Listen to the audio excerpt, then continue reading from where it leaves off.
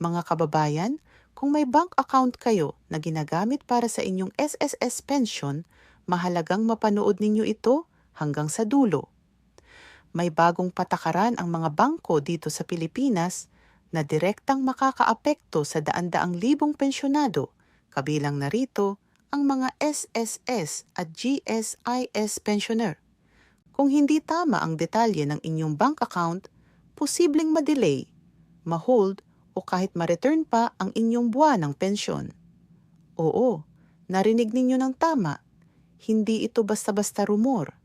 Ito ay bunga ng bagong batas at regulasyon mula sa Bangko Sentral ng Pilipinas at dapat malaman ng bawat pensyonado kung paano protektahan ang kanilang sarili dito. Kaya huwag ninyong palampasin ito dahil ang kaalaman ngayon ang magliligtas sa inyong pensyon sa susunod na buwan.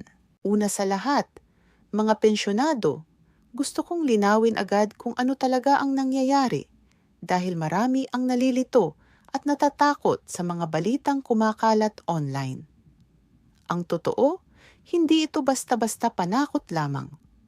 May tunay na batas na dumaan sa Bangko Sentral ng Pilipinas na tinatawag na Anti-Financial Account Scamming Act o mas kilala bilang AFASA. Layunin nito na protektahan ang mga account ng bawat Pilipino laban sa scam, fraud at unauthorized transactions. Kaya naman lahat ng bangko dito sa bansa ay inaatasan na mas mahigpit na suriin at i-verify ang mga account ng kanilang mga kliyente. Kasama na dito ang mga account na tumatanggap ng SSS at GSIS pension. Ngayon, bakit ito nakakaapekto sa mga pensyonado? Dahil ang inyong buwanang pensyon ay direktang ipinapadala sa inyong bank account.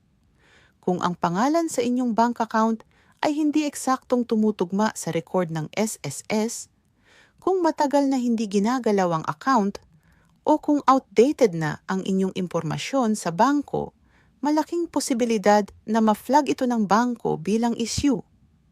Kapag na-flag, maaaring i-hold muna ng bangko ang pagpasok ng pondo o kaya naman ay ibalik pa ito sa SSS.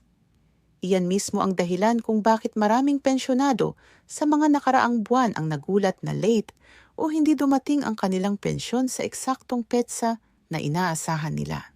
Bago pa man tayo pumunta sa mga solusyon, gusto kong bigyan kayo ng malinaw na paliwanag kung ano talaga ang ibig sabihin ng account mismatch o flagged account dahil marami sa atin ang hindi pamilyar sa mga terminong ito. Kapag sinabing mismatch, ibig sabihin, ang pangalan na nakalagay sa inyong SSS record ay hindi eksaktong pareho sa pangalan na nakarehistro sa inyong bangko. Halimbawa, kung sa SSS ay Maria Santos Cruz ang pangalan ninyo, pero sa bangko naman ay Maria C. Cruz lamang, maaaring ituring itong hindi magkatugma, lalo na kung mahigpit ang bagong patakaran ng bangko.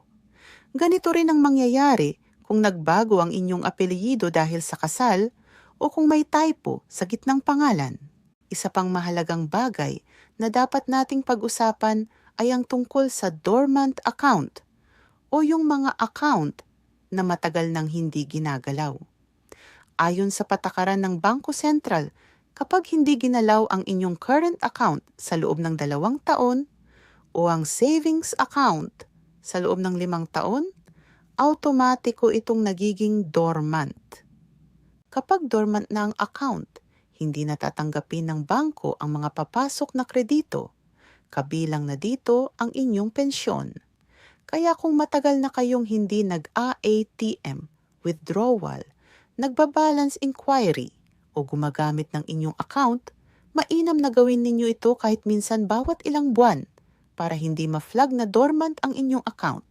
May isa pang mahalagang update na dapat malaman ninyo, mga kababayan. Hindi lamang ang account mismatch at dormancy ang dapat bantayan, pati ang mga joint account o mga account na pinagsasaluhan ng 2 tao ay may mga issue rin. Sa ilalim ng patakaran ng SSS, hindi pinapayagan ng tinatawag na AND/OOR, joint account, para sa pagtanggap ng pension. Ibig sabihin, kung ang account ninyo ay pinagsasaluhan ninyo ng anak, asawa, o kamag-anak sa ganitong paraan, maaaring hindi ito aprubahan bilang legitimate na depository account. Ito rin ang dahilan kung bakit hindi rin inirerekomenda ang paggamit ng account ng ibang tao, kahit pa ito ay ng inyong asawa o anak, para sa inyong pensyon. Ang account na dapat gamitin ay dapat nakapangalan mismo sa pensyonado para maiwasan ang delay at para din maiwasan ang legal na problema sa hinaharap. Ngayon, alam ko na maraming pensyonado ang nag-aalala. Kung ikaw ay isa sa mga nag-iisip, ano na ang gagawin ko kung ma-flag ang account ko? Huwag muna kayong mag-panic.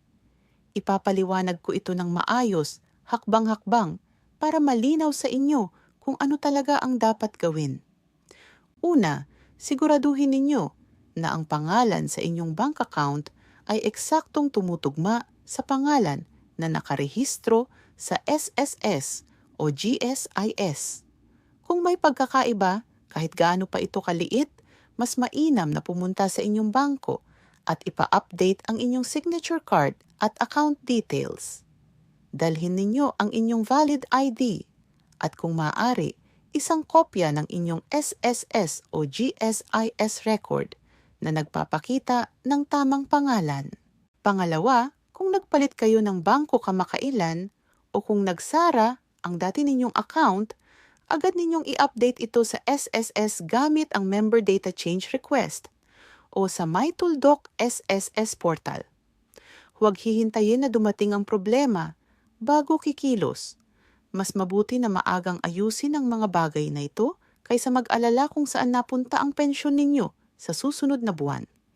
Pangatlo, para sa mga gumagamit ng digital bank tulad ng GCash Bank, Maya Bank o Tonic, tandaan ninyo na kailangan pa rin gawin ang tinatawag na proof of life o pisikal na pag-verify kahit online ang inyong bangko.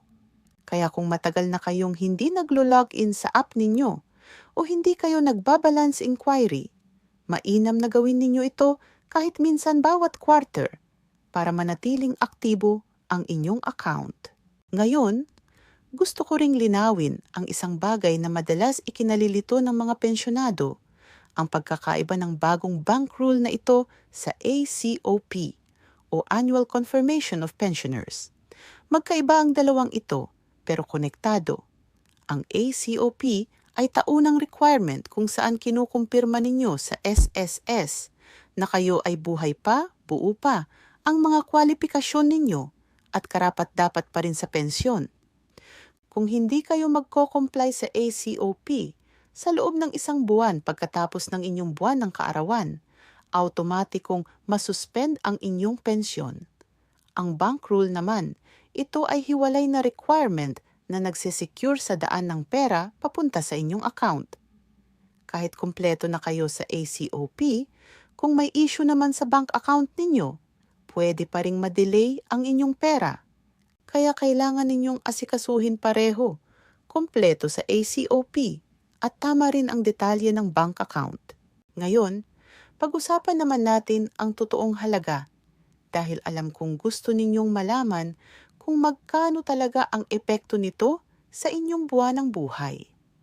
Halimbawa, kung ikaw ay isang retirement pensioner na tumatanggap ng 20,000 piso bawat buwan mula sa SSS at biglang na-flag ang inyong account dahil sa hindi pagtugma ng pangalan, maaaring hindi ito makarating sa inyo sa eksaktong araw ng pag-release.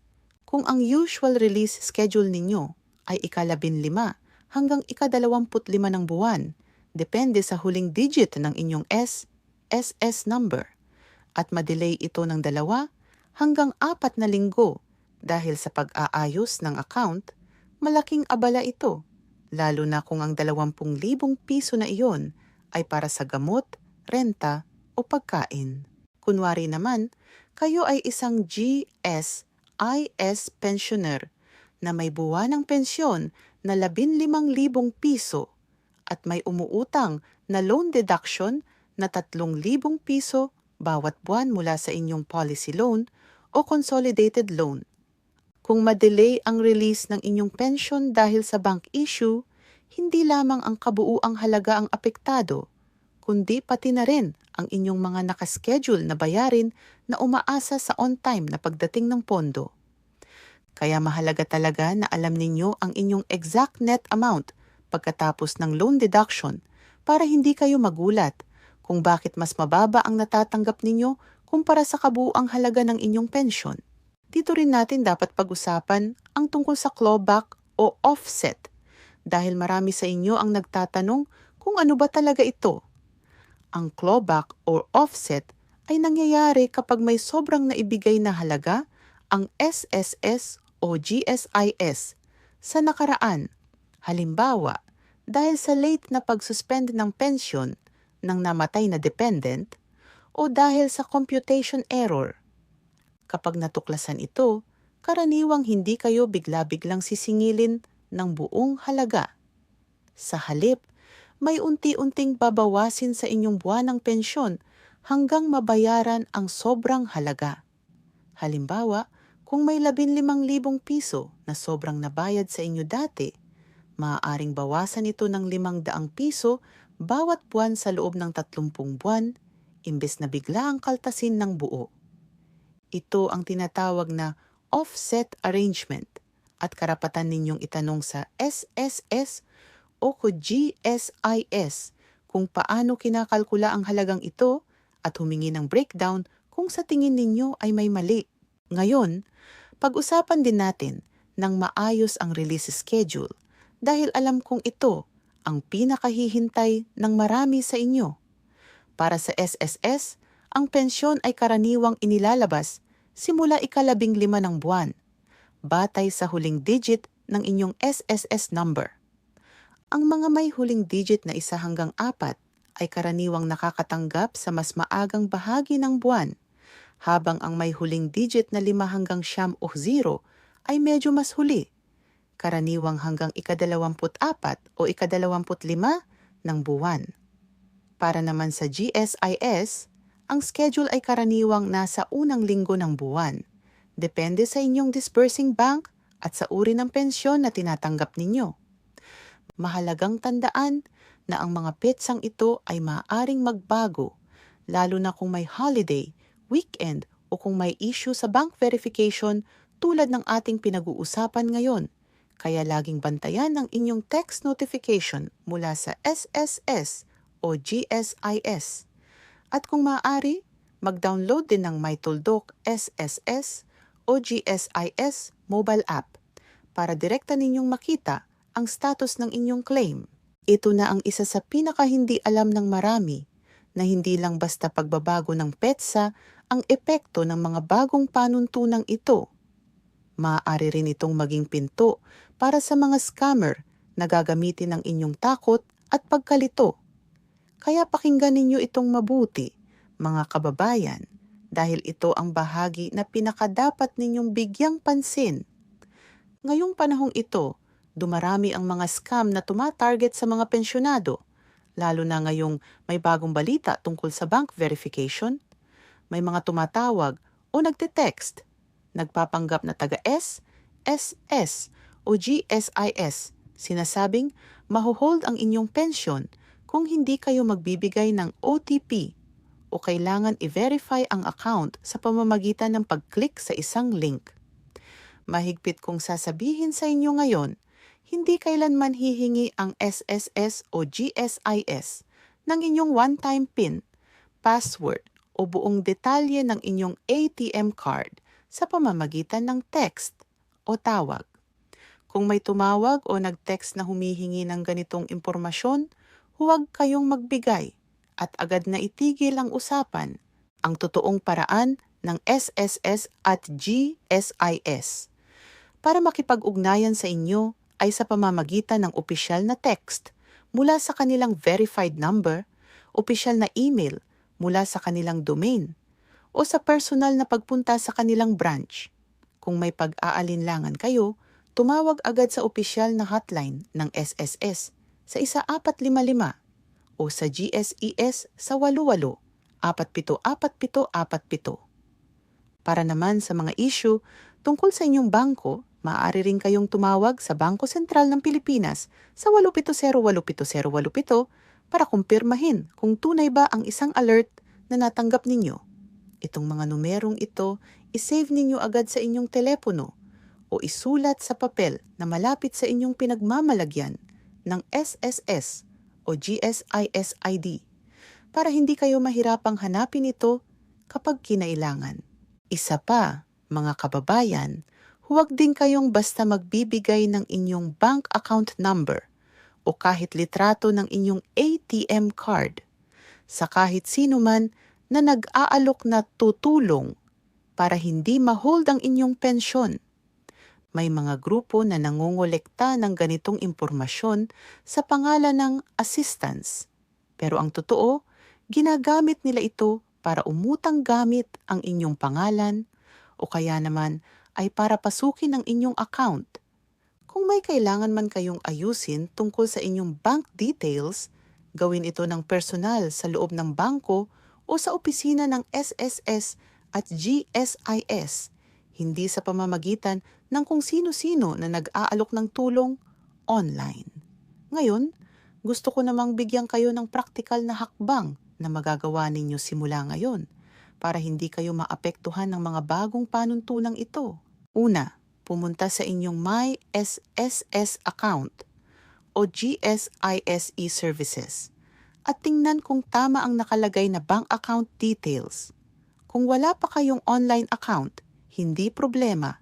Pwede rin kayong pumunta ng personal sa pinakamalapit na SSS o GSIS branch o sa inyong depository bank para magpatingin.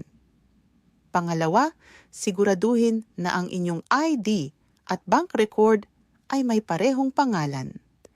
Kung nagbago ang inyong civil status, halimbawa dahil nabalo kayo o naghiwalay, agad itong i-update sa SSS o GSIS gamit ang tamang dokumento tulad ng marriage certificate o death certificate ng asawa. Pangatlo, gamitin ninyo ang inyong account kahit minsan bawat buwan, kahit maliit lamang na transaksyon para hindi ito maging dormant. Pwede itong simpleng pag-check ng balanse sa ATM o maliit na withdrawal. Pang-apat, kung may kaibigan o kamag-anak na tumutulong sa inyo mag-asikaso ng SSS o GSIS matters, siguraduhin na sila ay may tamang authorization letter o special power of attorney para hindi kayo magkaproblema sa hinaharap kung may tanong ang bangko o ang SSS tungkol sa kung sino talaga ang gumagalaw sa inyong account.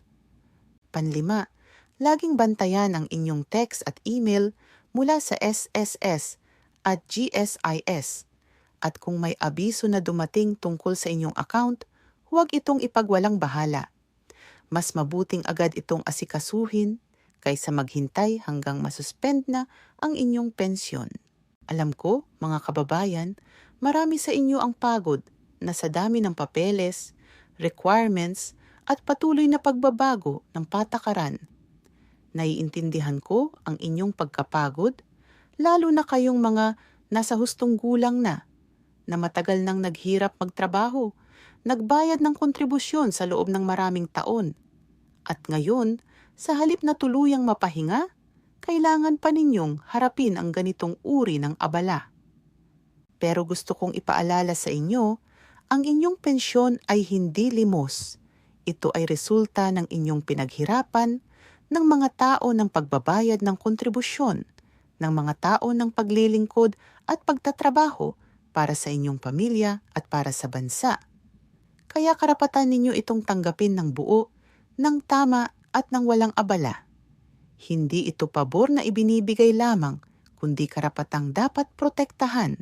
Kaya naman, kung kayo man ngayon ay nag-aalala dahil sa mga bagong panuntunan tungkol sa bangko, huwag kayong mawalan ng pag-asa. Ang bawat hakbang na inirerekomenda natin dito, pag-verify ng pangalan, pag-update ng account, pag-check ng ACOP compliance, mga simpleng hakbang lamang na kayang gawin at malaking tulong ito para masiguro na tuloy-tuloy ang pagdating ng inyong pensyon. Hindi kayo nag-iisa dito. Marami sa mga kapwa ninyo pensyonado ang dumaan din sa parehong proseso at karamihan sa kanila, matapos iayos ang kanilang mga detalye, ay bumalik na sa normal na daloy ng kanilang buwanang pensyon. Bago tayo magtapos, gusto ko ring bigyang diin kung sakaling madelay man ang inyong pensyon dahil sa isyu sa bangko, hindi ibig sabihin na nawala na ito. Sa karanasan ng maraming pensyonado, kapag naayos na ang account issue, ang lahat ng na-hold na halaga ay ibinabalik at ikinredito sa inyong account. Kaya kung sakali mang mangyari ito sa inyo, huwag matakot na parang tuluyan na itong mawawala. Ang kailangan lamang ninyong gawin ay kumilos agad, pumunta sa SSS o GSIS branch at ipaayos ang inyong bank details. Mga kababayan, alam kong marami sa inyo ang nanonood dito araw-araw dahil gusto ninyong siguraduhin na protektado ang inyong pensyon, protektado ang inyong pamilya, at hindi kayo nadidelay sa importanteng impormasyon. Kaya patuloy naming susubaybayan ang mga bagong balita tungkol sa bank rules, ACOP compliance, at lahat na may kinalaman sa inyong benepisyo para maibahagi namin agad sa inyo ang totoo, walang paligoy-ligoy at walang palamuting balita. Sa dulo ng araw, ang mensahe natin ay simple lamang. Ang inyong pensyon ay karapatan ninyo, hindi kagandahang loob lamang. Huwag ninyong hayaang matakot kayo sa mga panuntunang ito. Sa halip, gamitin ninyo ang kaalamang ito bilang proteksyon. Ibahagi ninyo ang video na ito sa inyong mga kapatid, anak, apo o kapitbahay na pensyonado rin dahil marahil sila man ay hindi pa alam ang tungkol dito.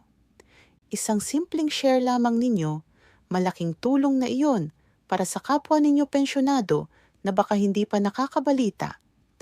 At kung gusto ninyong laging updated sa mga susunod na balita tungkol sa pensyon, sa SSS, sa GSIS, at sa lahat ng bagay na makakaapekto sa inyong buwanang benepisyo, huwag kalimutang mag-subscribe sa channel na ito at i-on ang notification bell para hindi kayo mahuhuli sa mga susunod naming video. Sa mga mahal naming lolo at lola na kasama namin ngayon, salamat sa inyong tiwala at oras. Alam naming hirap na kayo noon para lang makarating dito sa inyong pagtanda ng may seguridad. Kaya ipangako namin, patuloy naming ihahatid sa inyo ang totoo, malinaw at mapagkalingang balita dahil kayo ay karapat-dapat dito. Ingat lagi, alagaan ang inyong sarili at hanggang sa muli, mga mahal naming lolo at lola. Mahal namin kayo.